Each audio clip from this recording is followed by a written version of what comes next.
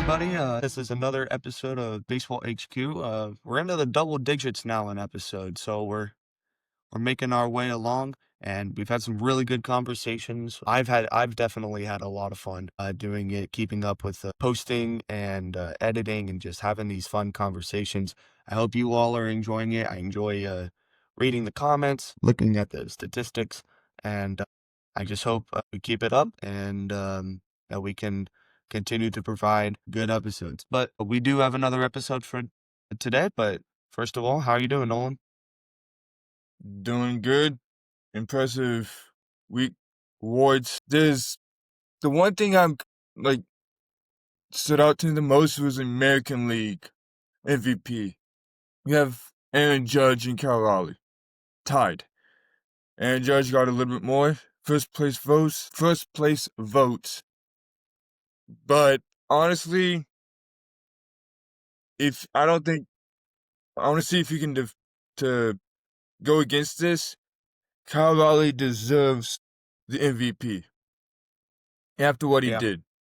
yeah. Is there anything that Judge did? Hey, when I ask, I'm not saying that Judges did terrible this year. I'm just like, what record did Aaron Judge do? What exactly did he accomplish compared to Cal Raleigh breaking the record for most home runs as a catcher? Yeah, and the awards week is actually going to be our first topic, so we're going to head into that. Thanks for jumping the gun. But we're going to start out with that American League MVP race. It was really only between Aaron Judge and Cal Raleigh. It's still easy to see why people went with Aaron Judge. Aaron Judge got 17 first place votes to Cal Raleigh's 13. So just a 4-point margin. Aaron Judge did bat .331 on the season with 53 homers and 114 RBIs.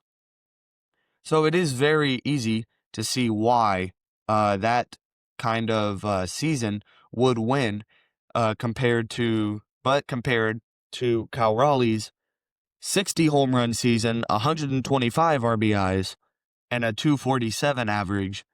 It's kind of interesting to see the contrast between the two, how good both of them were, because there are different aspects that go into each one of them. Yes, Cal Raleigh broke many records this year. Most home runs by a switch hitter, most home runs by a catcher, most home runs by a catcher or a switch hitter before the All-Star break.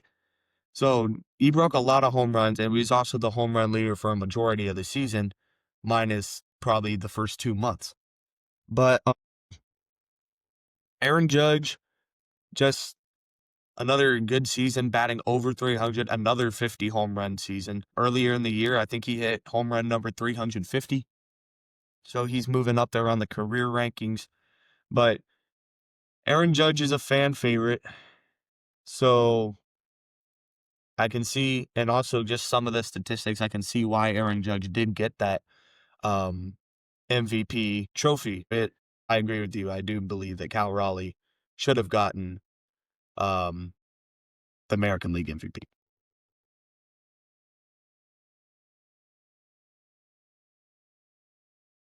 So the next awards that we have to go through is the Cy Youngs.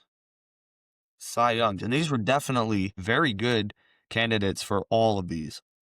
In the American League, you had Hunter Brown, Garrett Crochet, and Tarek Skubal all competing. And in the American League, you had Paul Skeens, Christopher Sanchez, and Yoshinobu Yamamoto. So all 6 of these pitchers really deserve a Cy Young after the incredible seasons that they had.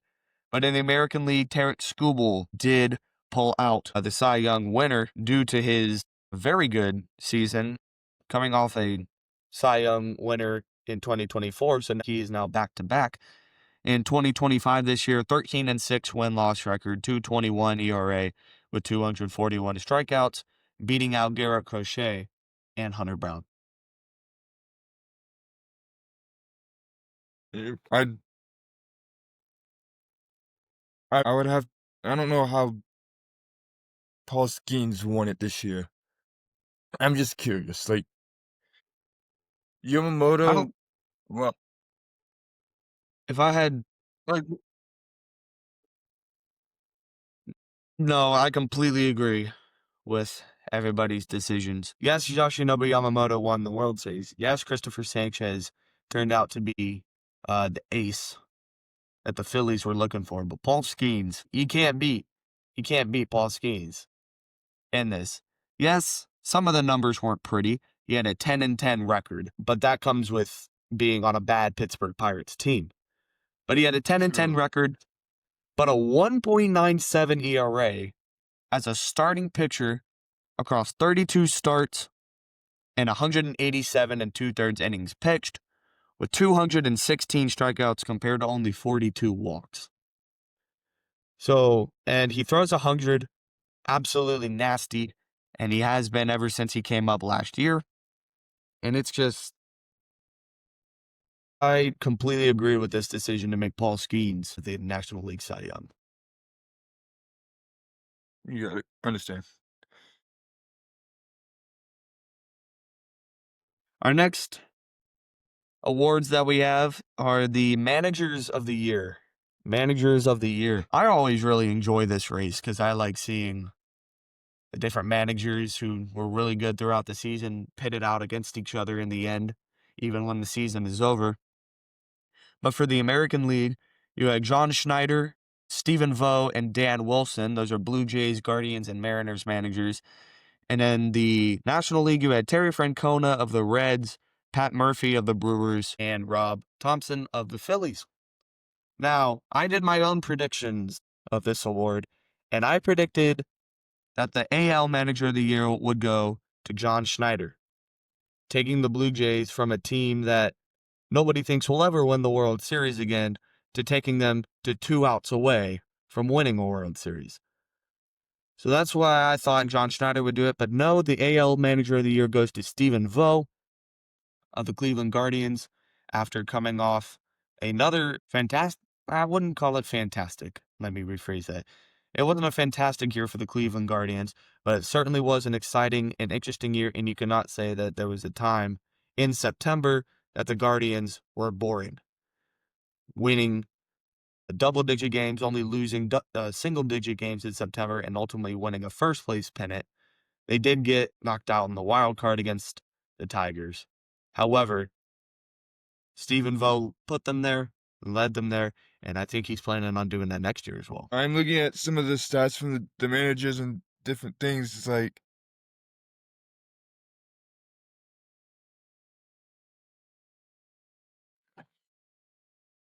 as Steve, however you say his name, 88 and 74 was his record for carrying the team, well, leading the team. The fourth best record. Best was Toronto Blue Jays, obviously with going to the World Series, but it's what an impressive year. I'm not much into manager side. I'm more on the players, so I congrats to the Guardians manager. Wonder what they'll do next year. Yeah. The NL Manager of the Year was between Terry Francona, Pat Murphy, and Rob Thompson, the Reds, the Brewers, and the Phillies. And as you've all have probably heard, and as you all have probably expected, it went to Pat Murphy of the Milwaukee Brewers from taking them from the beginning this year at 0-4 to taking them to win 97 games in a season and going to the championship series against the Dodgers, but ultimately not able to move past them. But Pat Murphy still a very good manager, and I think he's right where he needs to be in Milwaukee. Yeah. The Rookies of the Year. Now, this one is the one that we're all waiting for, and it's very exciting. The Rookies of the Year in the American League, you had Roman Anthony of the Red Sox, and then Nick Kurtz and Jacob Wilson, both of them on the Athletics, fighting for an AL Rookie of the Year title. And then in the National League, you had Drake Baldwin of the Braves, Caleb Durbin of the Brewers, and Cade Horton of the Cubs. In the AL, Nick Kurtz definitely deserved AL Rookie of the Year. after hitting 36 homers and just absolutely demolishing the baseball every single time he hit it, it seemed like. And he finished batting .290, 36 homers, 86 RBIs, on his way to winning American League Rookie of the Year. Off a very good season for the Athletics. I can't say Oakland anymore because they're not in Oakland, but a very good season for the Athletics. But I want to ask you this. Is it really that hard to believe that next year or even two years down the road, is it really that hard to believe that Nick Kurtz will be competing with Aaron Judge and or Cal Raleigh for an American League MVP?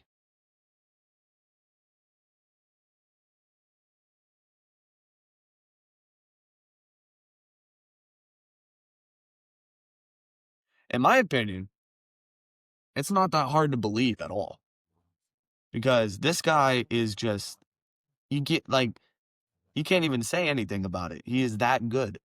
A 4-homer game against Houston, and just demolishing the baseball whenever he touches it, it seems like, and playing pretty solid defense actually over at first base.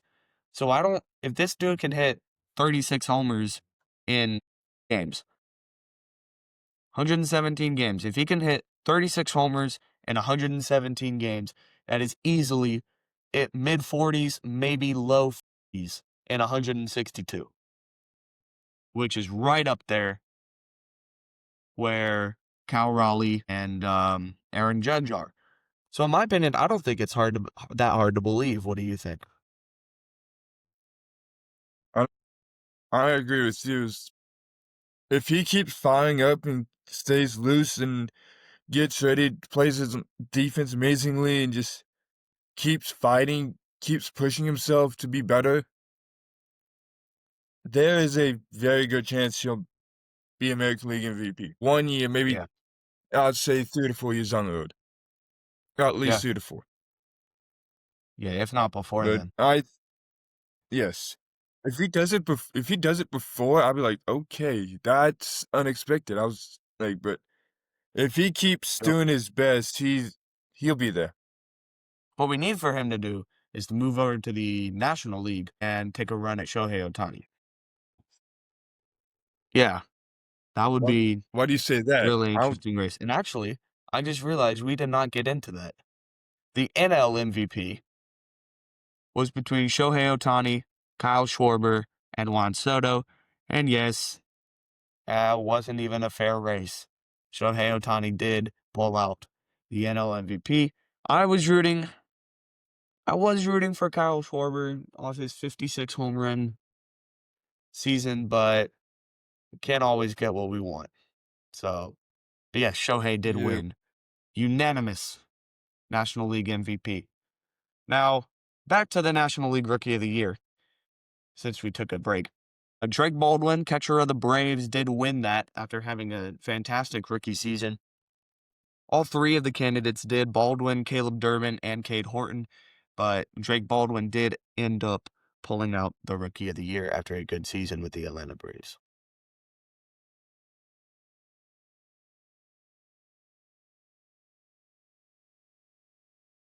So that was a quick rundown of this good awards week, an interesting week where they announce one every night. Now we're going to move on to more managerial news. That seems to be all we're talking about over the past couple weeks. Just people hiring people and filling out their coaching staff and stuff. But after today, there will only be one more managerial spot to fill. So you can look forward to when we fill in that. But we have two managerial announcements today. The San Diego Padres hired former Major League reliever Craig Stammen as the 24th manager in franchise history. He's been around the Padres for a while. He pitched in 6 seasons with the Padres, 2017 until he retired in 2022. But he did pitch in parts of 13 seasons. And since he since he retired as a player, he has been working as a special assistant in the player development department of San Diego. And Also, kind of a surprise. He beat out future Hall of Famer Albert Pujols for the job. I don't know what it is about Albert Pujols that people interview him and then he doesn't get the job. He's interviewed for the job for 3 different teams, and they've all hired lesser known and honestly um probably less skilled at managerial and work, even though he hasn't done it either. The Angels, the Orioles, and now the Padres. But Stammen's coming into a kind of interesting situation in San Diego with some starting pitchers going out on the market. Some of them are going to miss 2026 due to injury, but yeah, Craig Stammen is now the San Diego Padres manager for the next 3 years. Hopefully they can get the Padres up and running, get some wins, and possibly a postseason. But they also have to go against the Dodgers. So, but I honestly, I'm looking at his stats when he played, win loss, innings pitched. He can get the pitching up running. He can do good pitching. His pitching is one of the most hardest things. If you want to prevent the other team from scoring, it's obvious. Good pitches. Practice, work on them, improve them. So that's one of the things that the Padres could work on, especially this offseason. See who they can have, they can get. Bullpen, I would have to say they do have a good bullpen, but Craig Stammen being with the Padres, helping with the Padres, seeing what he can do, he in theory has more insight of like, there's this area we can fix, and then this one is fine. Let's focus on this area. He can see the strengths and weaknesses in the team, so he has an advantage of becoming the manager. So the next 3 years may be good, hopefully. Yeah. So Yeah, definitely.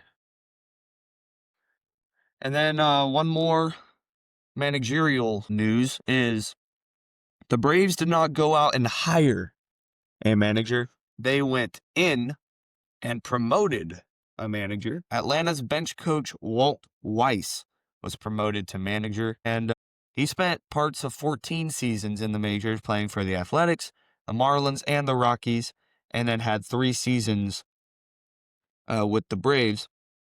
He has managed before. He managed the Rockies, failing to make the playoffs, and then he's been spending the last several seasons as the Braves bench coach. And the Braves have done really well under Brian Snitker, the Braves' former manager, and Walt Weiss, the bench coach. However, Brian Snitker thinks it's time to move on as Braves manager, and Walt Weiss is now the Atlanta Braves manager. And we need to see how it goes at first, um, because this Atlanta Braves team took a setback last year after being a 100-win team in 2022 or 2023, and um, just they're still a really solid overall team, but after these setbacks, um, we're gonna have to wait and see what the Atlanta Braves have to offer. and hopefully, like I said for the Padres, Walt Wise has been sitting with the bench players, going to practice and seeing all this stuff.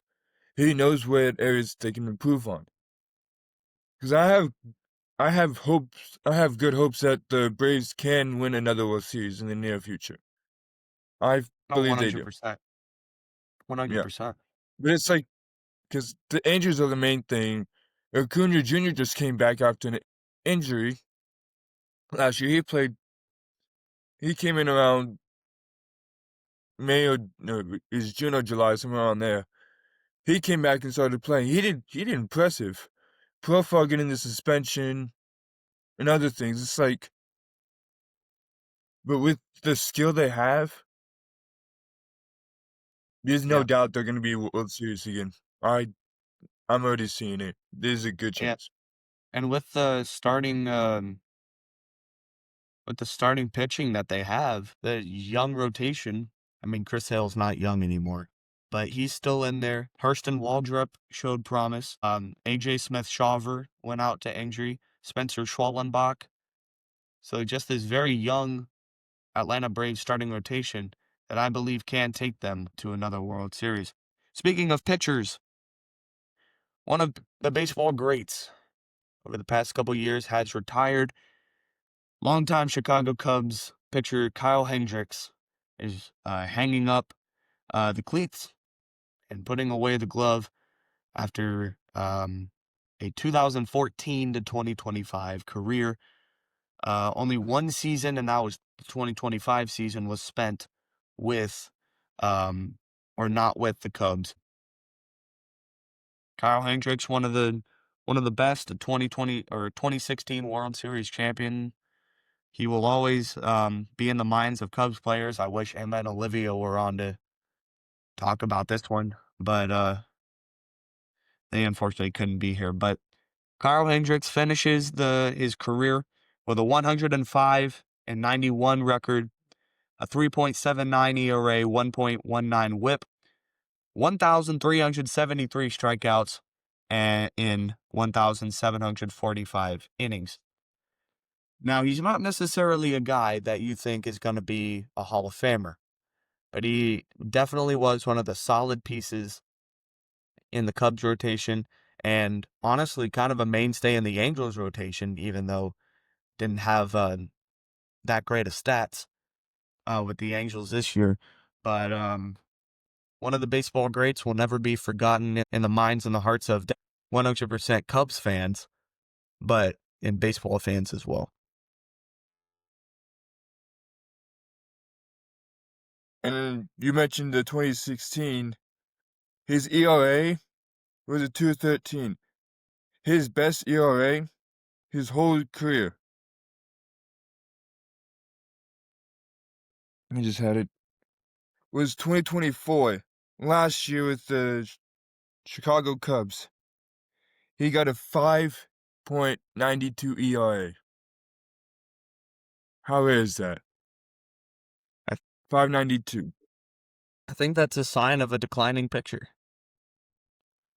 When as you get older, your stuff isn't as sharp, it's not as fast, it's not as devastating to people, and you start leaving things out over the middle of the plate. You've been around for so long that people know your pitches better, and that results in more runs scored. But And then at 16, 2.13 was his ERA. yeah, 2016.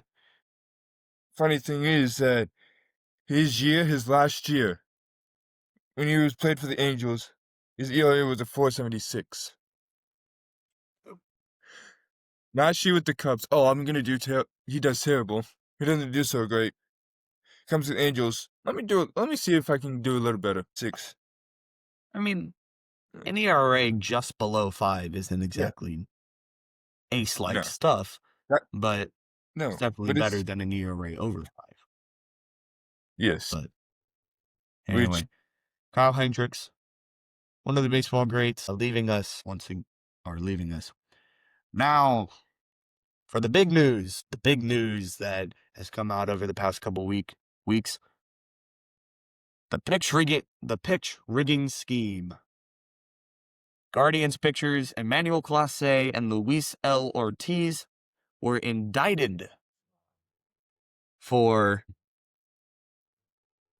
allegedly gambling misconduct, specifically manipulating bets on individual pitches.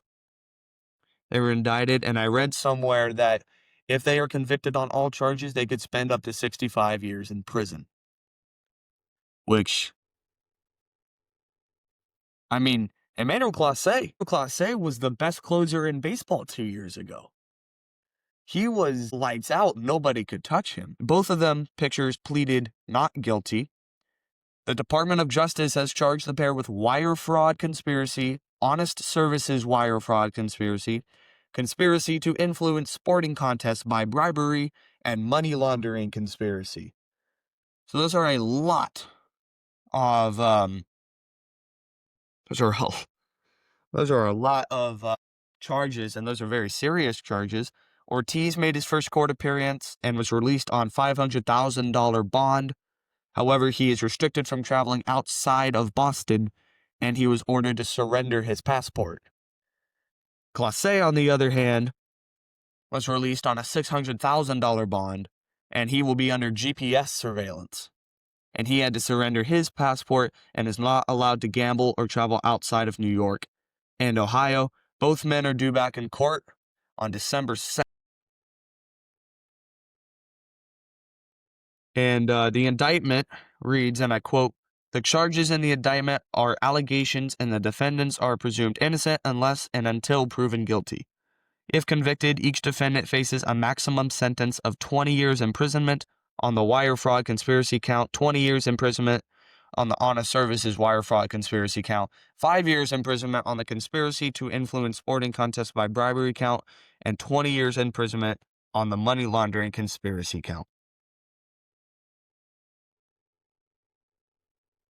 Wow. According to the Department of Justice, both pictures agreed in advance with their co-conspirators to throw specific types of pitches and speeds of pitches.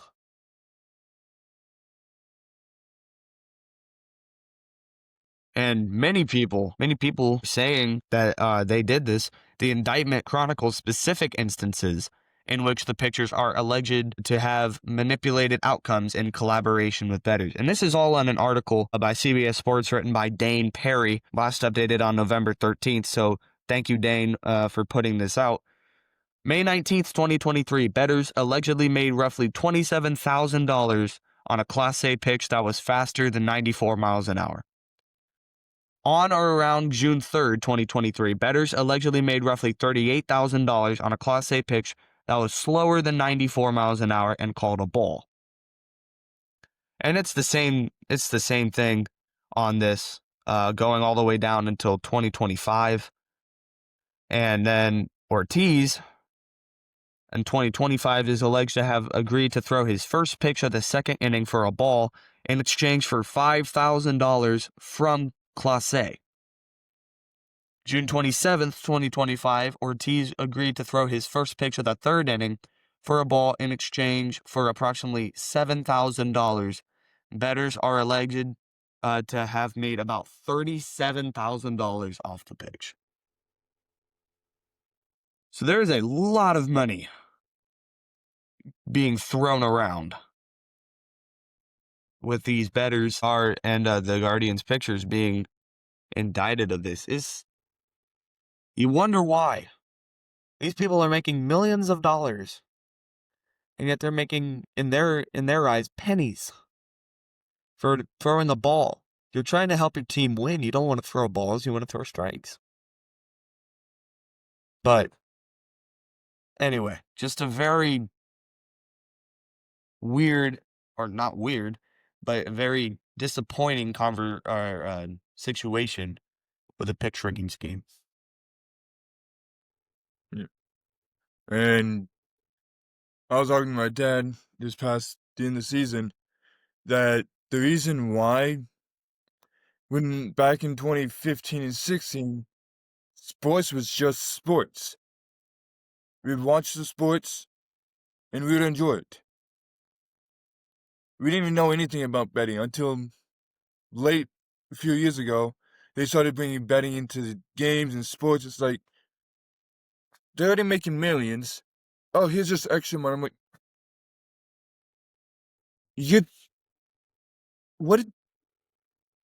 let's just have more money. Let's see what they can do. You're learning baseball. You're learning sports. I bet this guy's gonna do this. I'm like, that is honestly one of the dumbest things in any sports. I bet that this guy can hit 3 home runs in one game. Yeah. You're just ruining the fun. It's like you're expecting something that's not truly gonna happen. the likelihood of something happening is slim. I think that's why they were betting on smaller things, whether it was calling a ball or whether he threw it over 94 or 95 miles an hour. They're making the small bets so they're at least earning something. But it's just a very interesting and um just a very interesting situation. Our last topic for today, and I like to call it, what happened to the fastest man in baseball? Elly Cruz, speedy shortstop of the Cincinnati Reds, last year in 2024 led the majors in stolen bases for 67 out of 83 tries. I don't know anyone who's ever tried to steal a base 83 times, except for Elly Cruz and Ronald Acuna Jr. And Ronald Acuna Jr. had the 40-70 season, and Elly Cruz almost broke that last year. 67 stolen bases out of 83 tries. However, this year, he had 37 stolen bases in 45 tries. He had 30 less stolen bases and 28 less tries. 38 less tries. What is causing this decline? I don't think it's a mechanics issue, and it's just something that I don't think it's anything we need to be worried about. But it is definitely a very striking contrast to a seemingly invincible base runner who stole 67 bases last year. Should we be concerned about this? I don't know. I don't think so, because Elly Cruz is a star player for the Cincinnati Reds. He always has been, always will be. And I just think this is a minor glitch in the career right now. But it definitely can't go unnoticed that he had 30 less stolen bases and 38 less tries.